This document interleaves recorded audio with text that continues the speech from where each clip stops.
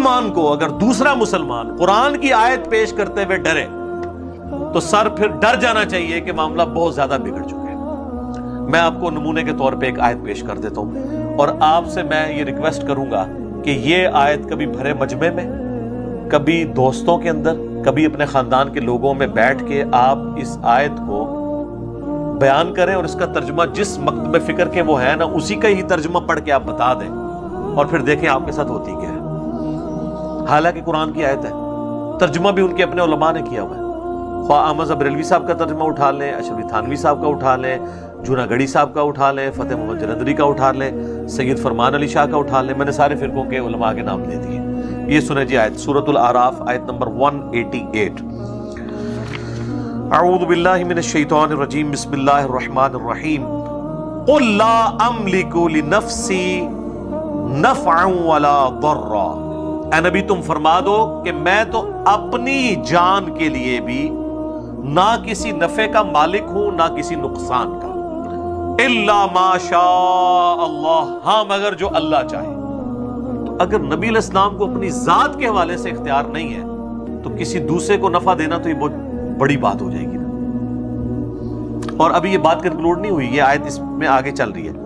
وَلَوْ كُنْتُ أَعْلَمُ الْغَيْبِ، اور اگر میں خود غیب جان لیتا ہوتا، جس طرح کہ ہمارے بریلویوں کا یہ عقیدہ ہے، جب ہم انہیں یہ بات کرتے ہیں تو وہ آگے سے لڑتے ہیں، نہیں ہم تو کہتے ہیں اللہ بتاتا ہے، نہیں یہ مسئلہ نہیں ہے۔ آپ یہ کہتے ہیں کہ اللہ تعالیٰ نے یک مشت سارا علم دے دیا ہوا ہے، اب نبی علیہ السلام کو اللہ کو کنسلٹ کرنے کی ضرورت نہیں، وہ خود ہی حاصل کر لیتے ہیں۔ یہ نہیں ہم کہہ رہے ہوتے کہ آپ یہ کہہ رہے ہیں کہ وہ اللہ کی مدد کے بغیر حاصل کیا، نہیں، آپ کہتے ہیں سب کچھ مل گیا۔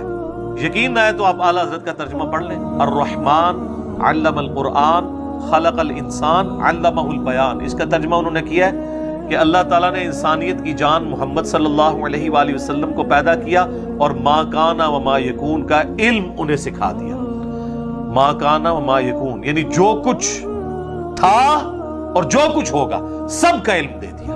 تو اب فرق صرف رہ گیا ذاتی عطائی کا۔ ویسے تو اعلیٰ حضرت کہتے ہیں الدولۃ المکیہ کے اندر، جو انہوں نے علم الغیب کے اوپر کتاب لکھی ہے، وہ کہتے ہیں کہ انبیاء اور اللہ کے علم کا تو ایسا ہی فرق ہے جیسے ایک سمندر ہو اور دوسری طرف ایک قطرہ، کوئی اگر پرندہ اپنی چونچ میں لیتا ہے تو اتنا ڈفرنس ہے، لیکن جب ڈفرنس پوچھے کہ جو اتنا بڑا ڈفرنس ہے کہیں پھر جھلکنا تو چاہیے نا۔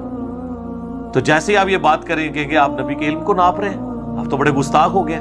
ناپا تو آپ نے خود ہے، آپ نے کہا کہ سمندر اور قطرے کا فرق ہے، تو کوئی ہمیں موٹا سا فرق بتا دینا تو فوراً گستاخی کا فتویٰ لگائیں گے۔ اور یہاں پہ اللہ تعالیٰ کیا فرما رہا ہے؟ اے نبی تم فرماؤ اگر میں خود غیب جان لیتا ہوتا، یعنی میرے پاس یہ کمپیٹنسی ہوتی، یہ کوئی کمپیٹنسی نہیں ہے۔ جس طرح عورت کو یہ اختیار نہیں ہے کہ وہ اپنا دودھ اتار سکے جب تک وہ دوائی استعمال نہ کرے یا نیچرل اس کی پریگنینسی نہ ہو جائے، اپنے اختیار میں نہیں ہے اس کی، اسی طریقے سے کسی پیغمبر کے اختیار میں نہیں یہ چیز ہوتی کہ اسے کوئی غیبی خبر پتہ چل جائے جب تک اللہ تعالیٰ اس پہ ظاہر نہ کر دے۔ یہ کوئی کمپیٹنسی نہیں ہے جو آپ سیکھ لیں گے اور پھر آپ جب چاہیں فارمولہ لگائیں اور آگے رزلٹ نکلے، نہیں۔ اگر تم فرماؤ میں غیب جان لیتا ہوتا لستکثرت من الخیر، تو میں تو بہت خیر کثیر جمع کر لیتا۔ وما مسنی السوء، اور مجھے کبھی کوئی تکلیف بھی نہ پہنچتی، یعنی اگر مجھے مستقبل کا خود پتا ہوتا تو مجھے تکلیف ہی نہ پہنچتی۔ بالکل نیچرل چیز ہے، اگر ایک شخص کو یہ پتا چل جائے کہ میں یہاں سے نکلوں گا اور فلاں روڈ اتنے بج کے اتنے منٹ پہ کراس کروں گا تو ایک ٹریلا مجھے نیچے دے دے گا، تو وہ تو نکلے گا نہیں، اپنا راستہ بدل لے گا۔ واقعی جس کو غیب کا علم ہو جائے تو اس سے تو کبھی بھی کوئی تکلیف نہیں پہنچ سکتی۔ اور یہ نبی علیہ السلام کے حوالے سے بات ہو رہی ہے، بابے کدھر، بابے کدھر، ہائے ہائے ہائے۔ اے نبی تم فرماؤ اگر غیب میں خود جان لیتا تو میں بہت سا خیر کثیر جمع کر لیتا، مجھے کبھی کوئی برائی نہ پہنچتی، مجھے کوئی تکلیف نہ آتی کبھی۔ ان انا الا نذیر و بشیر، میں تو نہیں ہوں مگر ڈر سنانے والا آخرت کا اور خوشخبری دینے والا جنت کی، لقوم یؤمنون، ان لوگوں کے لیے جو بات ماننا چاہیں۔ ویسے عموماً ترجمہ کر دیتے ہیں ایمان لانے والوں کے لیے، اصل میں اس کا ترجمہ یہ بنتا ہے جو بات ماننا چاہیں۔ ایمان والے وہی ہوتے ہیں جو بات مان لیں، اور جو نہ ماننا چاہیں ان کے لیے قرآن میں کوئی ہدایت نہیں۔ سر یہ آیت آپ صرف ترجمہ اس کا پڑھ کے بتا دیں کسی مجلس کے اندر، اور 295C سے آپ ذرا بچ کے بتائیں مجھے۔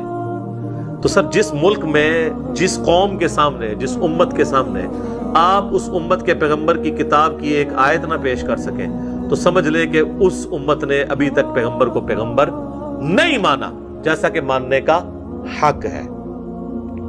اللہم لا تجعلنا منہم، رضیت باللہ ربا وبالاسلام دینا وبمحمد نبیا ورسولا، آمین، صلی اللہ علیہ وآلہ وسلم۔